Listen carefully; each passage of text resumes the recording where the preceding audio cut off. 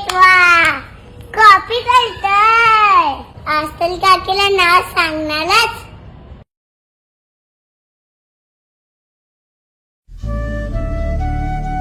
बाबा त्या दिवशी काय बोलत होते ते माहितीये?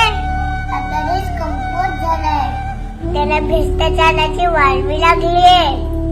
मला नाही माहित ते कशाबद्दल बोलत होते.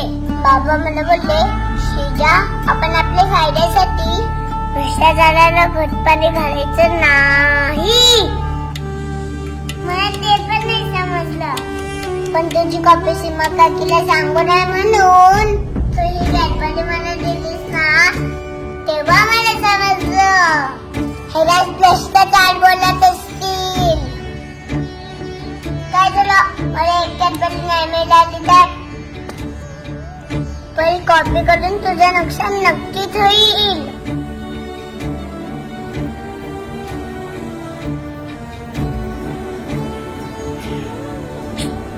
काय करते? बाबा बोलतात भारताचं भविष्य आपल्या खांद्यावर आहे, म्हणून खांदे बलवान करते.